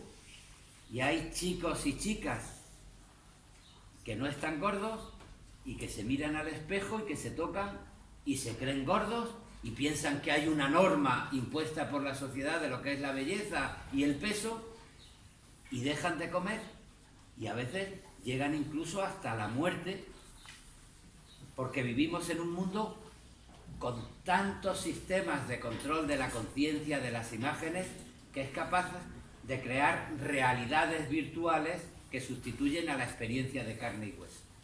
Esa es una preocupación que tengo, que es la preocupación del mundo donde se dice lo que se piensa antes de pensar lo que se dice y la idea de esos bulos que corren por ahí y que sustituyen la realidad hasta el punto de que una persona puede sufrir creyéndose gorda cuando está casi como una víctima de un campo de concentración. Bueno, yo le quise dedicar un poema a esa sensación que tenía, que es el que os voy a leer. Hace muchos años, Maribel Verdú, que es una actriz que a mí me gusta mucho, protagonizó una campaña de publicidad para anunciar ropa interior y aparecía en las paradas de autobús, en los carteles, esa belleza que es Maribel Verdú en braguitas y en sujetador. Una primera reacción en la vida es ¡qué buena está! Una segunda reacción que es la que nos enseña la poesía a pensar lo que decimos antes de decir lo que pensamos, es qué significa el cartel de Maribel Verdú. Y entre otras cosas, enseguida uno comprende que, aparte de lo guapa que es, una fotografía no es un cuerpo real. Está estudiada, está preparada, el gramito que le queda además en la barriga se lo quitan hasta que parece la belleza perfecta. Bueno, pues a mí me interesó contar una historia de un día en la que iba yo en el autobús muy de mañana, rodeado de mujeres que se habían levantado sin tiempo casi para ducharse y darse un avisón en el pelo para entrar a trabajar a las 8:30 de la mañana. Y de pronto te acercabas a la parada del autobús entre gente de carne y hueso que se había levantado para trabajar y veías la perfección de la modelo en la pantalla impuesta como referencia de ese mundo al que tenemos que parecer. Yo había pasado la noche con una amiga que se había tenido que levantar muy pronto para ir a trabajar, venía conmigo en el autobús y yo quise mezclar la experiencia de la gente de carne y hueso que se enamora, que hace el amor, que se levanta a trabajar, que convive con su cuerpo, con la perfección de la publicidad. Y escribí este poema, Mujeres, en un momento donde además yo estaba escandalizado con esa mercantilización sin pudor que se estaba imponiendo en la televisión española. Cuando yo era niño, iba a los escolapios, un poco más joven que vosotras, hablar de sexo era pecado, pecado, pecado, pecado. Una de las libertades que conquistamos, y ahí participó las edades de Lulú, fue decir, oiga, que el sexo es un derecho y una dignidad humana, déjense de pecado, pecado, pecado, pecado. Pero cuando creíamos que estábamos disfrutando de la libertad, de pronto llegó la mercantilización, la falta de pudor, y empezamos a ver programas. Había uno que llevaba Vestino Orborne, donde las parejas contaban en público dónde habían echado el último polvo. Y decían, pues a mí me gusta en la mesa de cocina. Y además lo hacían un concurso, porque después sacaban al marido y le preguntaba ¿a dónde le gusta hacer el amor? Y decía, pues en la bañera. Ha perdido usted porque su mujer dice que en la mesa de cocina. Bueno, y ahí siguió, y habéis visto todavía cómo estamos invadidos con la falta de pudor de la gente que cuenta cómo se ha acostado con un torero, o cómo le ha engañado una cantante, o cómo no sé cuánto, o cómo hablan sin pudor de la realidad. Y en ese sentido, la dignidad del ser humano creo que está en contra de la mercantilización de nuestra intimidad, porque la intimidad es respeto, y eso es lo que yo quise contar en este poema, frente a la anorexia, frente al canon de la belleza, frente a la sustitución de la realidad por verdades virtuales y frente a la pérdida del pudor y la pérdida del respeto a la persona con la que acabas de pasar la noche. Bueno, se titula Mujeres, debe ser un poema de 1991 o así. Mañana de suburbio y el autobús se acerca a la parada. Hace frío en la calle, suavemente, casi de despertar en primavera, de ciudad que no ha entrado todavía en calor. Desde mi asiento veo a las mujeres con los ojos de sueño y la ropa sin brillo en busca de su horario de trabajo. Suben y van dejando al descubierto en los cristales de la marquesina un anuncio de cuerpos escogidos y de ropa interior. Las muchachas nos miran a los ojos desde el reino perfecto de la fotografía, sin horario, sin prisa, obscenas, como un sueño bronceado. Yo me bajo en la próxima, murmuras. Me conmueve el recuerdo de tu piel blanca y triste y la hermandad humilde de tu noche, la mano que dejaste olvidada en mi mano al venir de la ducha hace solo un momento, mientras yo me negaba a levantarme. Que tengas un buen día. que la suerte te busque en tu casa pequeña y ordenada, que la vida nos trate dignamente. Es el poema que yo quise ver.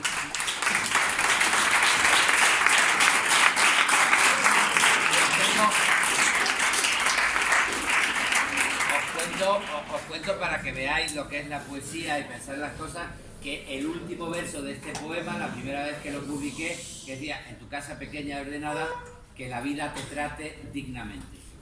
Y una lectora que había sido alumna mía, que sabía mucho de poesía, me dijo, oye Luis, ese verso final falla en el poema. Digo, ¿por qué? Dice, porque decir que la vida te trate dignamente puede resumirse en decir, hemos echado un polvo, si te vi no me acuerdo. Y entonces yo me quedé así y digo, pues tienes razón, ahí tengo yo que complicarme de otra manera para estar a la altura de lo que he querido contar. Y entonces, en vez de decir que la vida te trate dignamente, para evitar dudas puse que la vida nos trate dignamente, para dejar claro el lazo que yo quería comentar. Bueno, esas son las cosas que tienen que ver con el esfuerzo de hacerte dueño de las palabras a la hora de buscar nuestra relación con la realidad. Bueno, me escuchan, ¿no? Vale. A ver, seguro que esta pregunta te la han hecho mil veces. Pues pégatelo. No sé si siquiera sirve para algo porque cada vuelta tendrá su forma, pero usted a la hora de sentarse en el pupitre con el papel en blanco, ya imagino que tendrá una idea de cómo va a ser el poema, pero siempre empieza por el principio. Y también, o sea, también sabe el ritmo que va a tener, si el final va a ser contundente, todo eso. O sea, tú una vez estás en el pupitre, ya sabes cómo va a ser exactamente el poema, o es algo que va con respecto al tiempo, con respecto a lo escrito. Claro, pues mira, es también una pregunta muy interesante y es estupendo que diga, empiezas por el principio. Es estupendo. A Almudena le gustaba mucho decir que para escribir una novela lo importante no era solo escribir bien palabras, sino también pensar en la estructura. Y pensar en la estructura significa qué se empieza contando, cómo se acaba, cómo se desarrollan las cosas, cómo deja uno una idea suspendida para retomarla más adelante. La estructura es muy importante. En la poesía también. Yo normalmente suelo escribir los poemas a mano. Es lo único que escribo a mano, los poemas. Y a veces, estoy hablando de ahora, tengo dos motivaciones para escribir.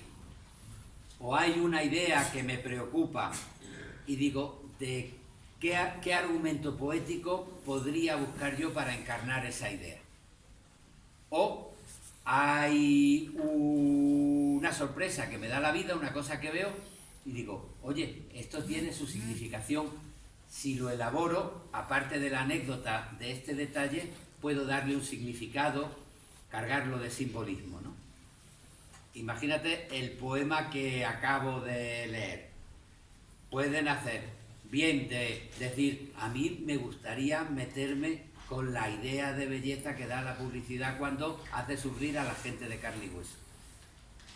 Y voy pensando en una historia que pueda encarnar eso y me invento la historia de esa noche que he pasado y de ese amanecer y de los carteles. O puede ser lo contrario, voy en el autobús, veo el cartel, a mi lado lo que hay es mujeres que acaban de levantarse y que tienen poco que ver con la modelo y digo, esto es un símbolo de la vida, si yo lo desarrollo puedo hacer un poema. Entonces, con esa idea de trascender la anécdota o de buscar la anécdota que encarne mi sentimiento, pues yo casi siempre lo que hago es empezar a escribir y a tomar nota en un cuaderno que llevo conmigo.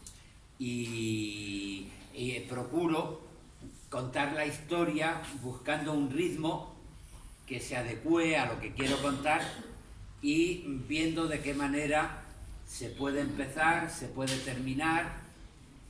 La escritura, cuando vas haciéndolo, es todo un laboratorio porque hay cosas que tienes en la cabeza que cuando las pasas al papel no funcionan y cosas que cuando estás escribiendo que no se te habían ocurrido, pues de pronto surgen y dices, uy, con esto puede ir esto también que encaja muy bien. Entonces, bueno, pues poco a poco va uno buscando la estructura, buscando lo que quiere decir, quitando cosas, suprimiendo cosas que no funcionan o añadiendo otras que funcionan. Cuando ya está el poema más o menos hecho, suelo dejarlo descansar y después lo paso al ordenador. Y eso de verlo ya en frío en la pantalla es una distancia que te ayuda a descubrir otro tipo de mejoras o de arreglos que puede tener el poema. Y después suelo dárselo a alguien para que lo lea, que es alguien de confianza, que te puede hablar con toda confianza. En mi caso antes era Almudena, con toda confianza para decir, pues esto te falla, y a ti no te molesta que te diga que has fallado, o que tú digas, pues me parece que no me falla, lo voy a dejar, y que ella no se moleste si no le haces caso. La confianza, hay lectores de confianza, algunos amigos míos poetas, que yo les suelo dar. El poema se lo daba a Almudena recién acabado, pero cuando acabo un libro se lo doy a 5 o 6 amigos para que lo lean, y al ver el poema dentro del colectivo del libro también uno descubre cosas. Por ejemplo, dice, hay 10 poemas donde aparece la lluvia, que va a acabar el libro demasiado mojado, voy a quitar la lluvia en 4 o 5 poemas, ¿no? O esto que ya he contado se dice mejor en otro poema. Bueno, pues este poema lo puedo dejar en la carpeta y no meterlo en el libro. Es un proceso donde pensar las cosas es importante, y siempre manteniendo la emoción que le dio lugar al libro. Pero lo que has preguntado tiene su interés, porque en este trabajo, en lo que tiene de trabajo, no de inspiración, sino de trabajo, pensar en la estructura, pensar cómo se empieza, cómo se acaba, qué ritmo se le da a lo que se cuenta, es muy importante. No basta solo con buscar el adjetivo bonito.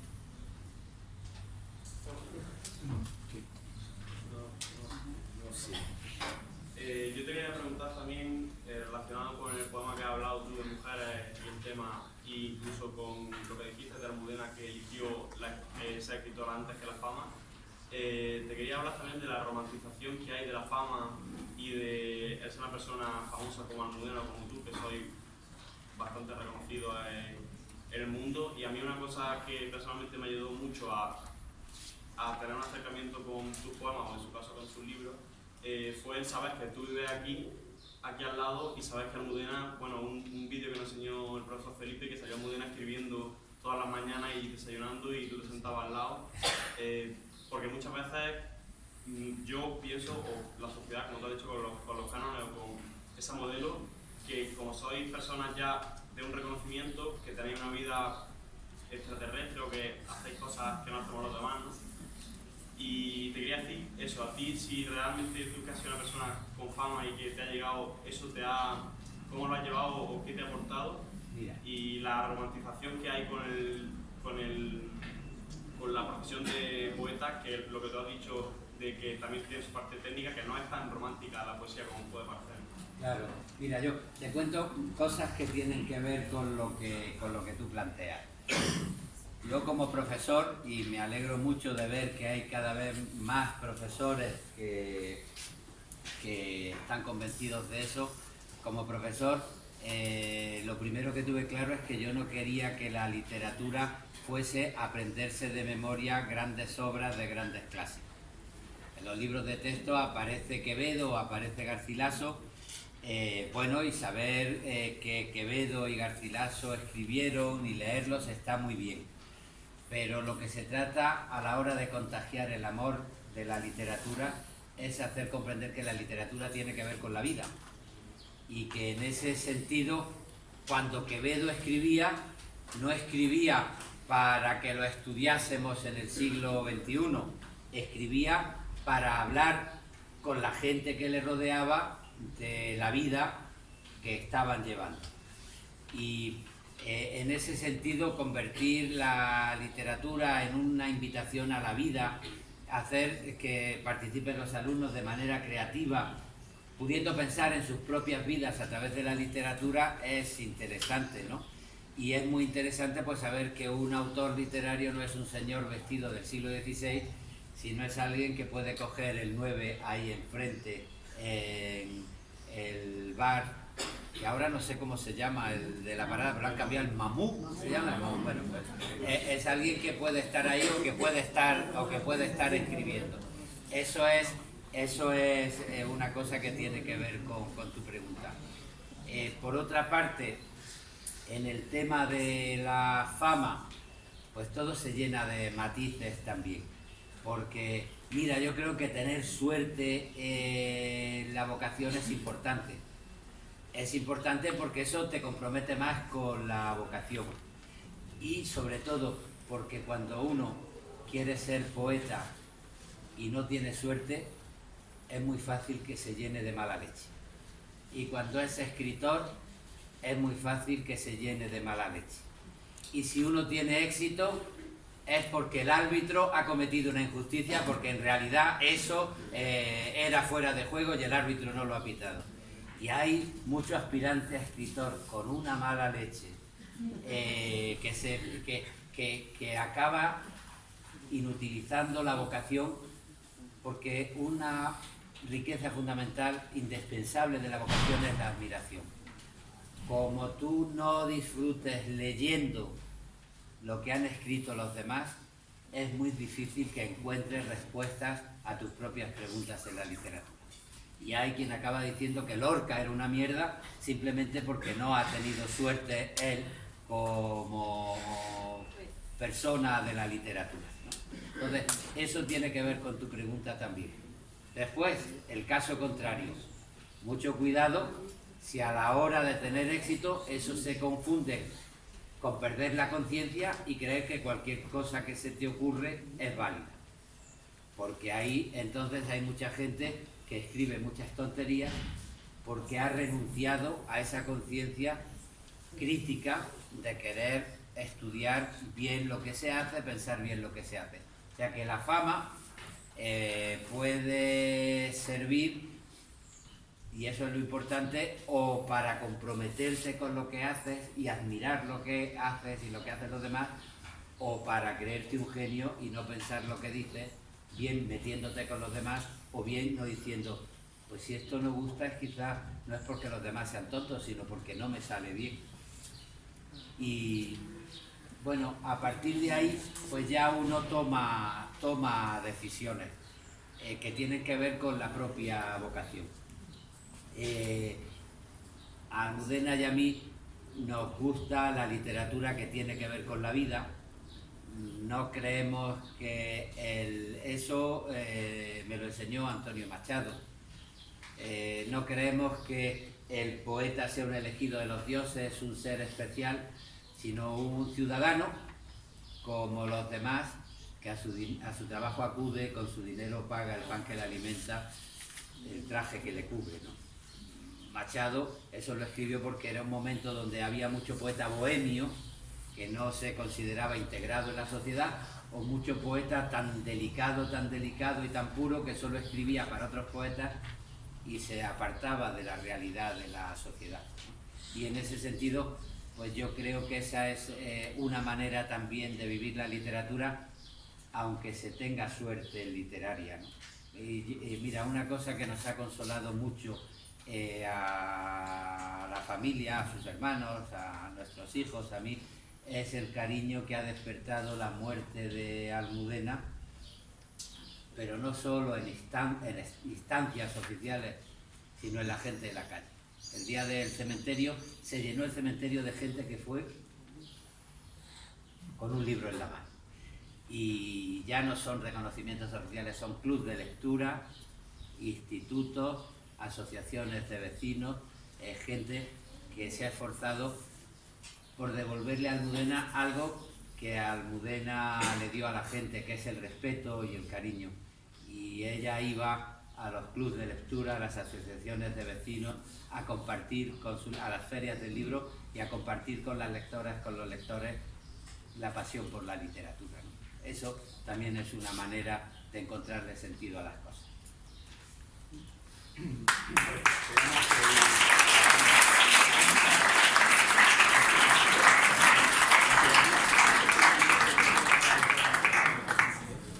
quería preguntar si alguna vez tanto tú como Almudena o habéis quedado estancados o habéis quedado en blanco escribiendo cualquier cosa. con mucha frecuencia. Almudena tenía dos trucos: o ponía música y se ponía a bailar, y bailando se limpiaba la cabeza intentando que después le saliera algo, o se ponía a cocinar, le gustaba mucho cocinar. Y que eso siempre, porque fíjate, yo he admirado mucho a mis amigos pintores y les he envidiado que cuando van a pintar, eso de mezclar el color, de preparar la paleta, de fundir los materiales, de buscar el lienzo, es como un entretenimiento material que te permite ir pensando. El folio en blanco te tiene concentrado ahí directamente, y Almudena tenía esos trucos, ponerse a bailar o ponerse a cocinar. Y yo con mucha frecuencia he tardado días y días con garabatos en el cuaderno que llego porque no encuentro el tono ni sé lo que decir, ¿no? Y eso ya, cuando además colaboras en la prensa, Almudena colaboraba en El País, tenía la columna de los lunes y una colaboración quincenal en El País semanal. Pues cuando colaboras en la prensa hay muchas veces que no sabes realmente, tienes que entregar al día siguiente el artículo y no sabes sobre lo que escribir. Y no solo porque te quedes en blanco, sino porque no encuentras la manera de decir lo que quieres decir. Porque no quieres ofender, o porque no quieres llevarle la contraria a alguien que respetas pero que acaba de decir una tontería, o porque no quieres que te mezclen en el griterío general de algunas polémicas, pues te pasas un día diciendo, bueno, ¿y sobre qué escribo yo? Y bueno, en ese sentido, el buscar paciencia o el buscar recursos personales, pues te ayuda a salir. Precisamente quedarse en blanco es una manera de demostrar que te tomas en serio la vida y que no echas mano a cualquier cosa, ¿no? Y yo sé que hay otros vídeos que están preparados. Más que oírme hablar a mí mismo, me gustaría ver lo que habéis hecho. Podemos hacer otro alto para ver lo que queda de vídeo, si os parece bien. Sí, nos queda por lo menos ver uno. Y ya hay otra pregunta. Es que en algún momento habrá que cortar. A ver, os explico. La actividad está montada, yo hubiera estado las 3 horas, pero hay compañeros que quieren dar clase, no vosotros, compañeros míos, que quieren dar clase. Entonces yo no puedo decir están aquí porque la actividad son 2 horas, ¿no? Entonces, pues eso es una cosa que tenéis que gestionar con vuestros profesores. Aquí queda para que estemos, como él tiene que irse a comer, tiene que irse tu madre, ¿no? Pero yo no quiero que no se quede nada sin preguntar, no me gustaría, pero bueno, entendéis que hay un tiempo. Hay 2 manos, prometo ser rapidísimo. Venga. Venga, no me enrolles. Venga, dime. Yo quería decir que cuando yo era más chiquitilla, en clase leíamos los artículos del País de Almudena y que mucha gente descubrió la escritura porque no leían novelas, no leían cosas muy tochas, ¿no? Y lo de Almudena era muy ligero y además hablaba de la problemática social y política, pero de una forma tan bonita, tan literaria, tan poética, ¿sabes? Que lo leías y te daban ganas de escribir. Y había mucha gente en mi clase que no escribía, no leía ni nada, y a raíz de estar todas las semanas analizando sus textos, pues mucha gente se metió en la escritura y descubrimos que había muchos compañeros que escribían súper bien y no lo sabían ni ellos. Y nada, te lo quería comentar. Y nada, ya una pregunta, me interesaba saber algunas de tus influencias en cuento, en filosofía y novela. ¿De Almudena? Bueno, o tuya. Sí. Pues mira, yo como narrador, yo soy profesor de literatura y he tenido que explicar desde el teatro medieval hasta la vanguardia, ¿no? Y en ese sentido, pues he leído mucho, pero si tuviera que quedarme con un novelista que a mí me marcó cuando lo leí en mi adolescencia, es Benito Pérez Galdós. Como poeta, ahí tendría que citarte varios. Federico García Lorca, Rafael Alberti, Antonio Machado, Jaime Gil de Viedma, Rosalía de Castro, son autores que a mí me han influido mucho. Y como filósofo, te voy a citar un pensador, escritor también que me marcó mucho, que es Albert Camus. Albert Camus fue un pensador francés, escritor, que me marcó mucho. Y en cuentos, la verdad es que el cuento latinoamericano ha sido mucho más fuerte que el cuento español, y soy poco original si te digo que las narraciones cortas que más me marcaron fueron las de Jorge Luis Borges cuando lo descubrí. Yo me quiero preguntar, Dime. No, déjale al que tú ya has preguntado antes. Pues se suele decir que muchas veces cuando somos jóvenes nosotros hacemos tonterías y nuestro yo adulto o desde unos cuantos de manos podemos arrepentir de ellas. Yo te pregunto a ti, ¿te has arrepentido o te arrepientes alguna vez de alguna de tu obra o poeta? ¿Lo puedes decir? Bueno, la verdad es que uno va cambiando y hay cosas que escribiría de otra manera. Es común, y algunos amigos lo hacen, y poetas grandes lo han hecho, cuando han ido a recopilar sus obras, han reescrito. Juan Ramón Jiménez se pasó la vida buscando sus primeros libros para romperlos, y cuando tenía que publicar algún poema, lo reescribía, ¿no? Y yo tengo algún amigo, Benjamín Prado, que publica sus poemas, y de pronto digo, Benjamín, qué bien escribías en el año 80 y tantos, porque yo recuerdo el poema del año 80 y tantos y que no tenía nada que ver con lo que publica cuando reúne su poesía completa en el 2000 y pico. Entonces, es normal que cuando uno va cambiando la vida, pues también va cambiando cosas y se arrepiente de cosas, pero al final uno también comprende que la vida es un proceso de aprendizaje, y si no hubiera pasado por ahí, no hubiera llegado a las cosas que ahora más gustan, ¿no? En ese sentido, yo nunca he reescrito poemas que escribí al empezar. Lo que sí es verdad es que me siento más cómodo con otros poemas que se acercan más a lo que opino de la poesía hoy y que tiene más que ver con mis sentimientos de hoy. Pero comprendo que lo anterior es una fase que uno va cubriendo con el paso de los años.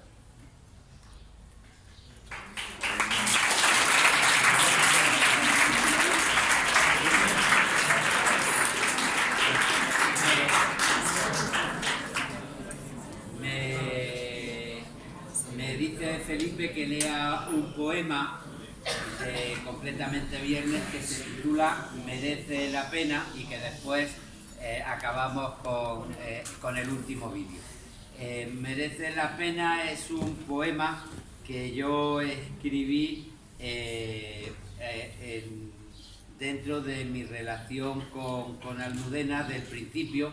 Se subtitula Un jueves telefónico y cuenta un poco los problemas que teníamos en la vida cotidiana cuando empezamos a organizarnos.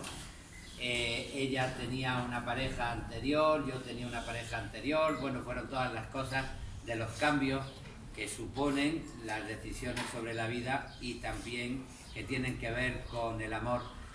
Lleva una cita de Joan Margarit, un poeta catalán: trist el qui mai no ha perdut per amor una casa. Que después hacíamos bromas porque de todos los amigos poetas, el único que no perdió una casa por cambiar de amor ha sido Joan Margarit, pero bien, fue el que lo escribió. Merece la pena, jueves telefónico.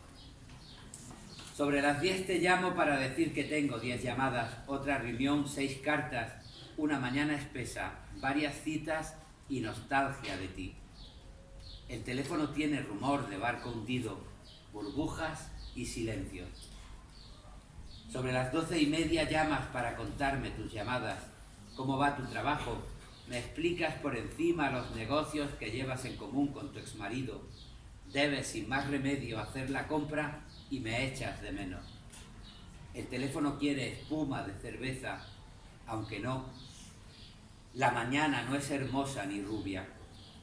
Sobre las 4:30 comunica tu siesta. Me llamas a las 6 para decirme que sales disparada, que se queda tu hijo en casa de un amigo, que te aburre esta vida, pero a las 7 debes estar en no sé dónde y a las 8 te esperan en la presentación de no sé quién y luego sufres restaurante y copas con algunos amigos. Si no se te hace tarde, me llamarás a casa cuando llegues. Y no se te hace tarde. Sobre las 2:30 te aseguro que no me has despertado. El teléfono busca ventanas encendidas en las calles desiertas y me alegra escuchar noticias de la noche, cotilleos del mundo literario, que se te nota lo feliz que eres, que no haces otra cosa que hablar mucho de mí con todos los que hablas. Nada sabe de amor quien no ha perdido por amor una casa, una hija tal vez y más de medio sueldo, empeñado en el arte de ser feliz y justo, al otro lado de tu voz, al sur de las fronteras telefónicas.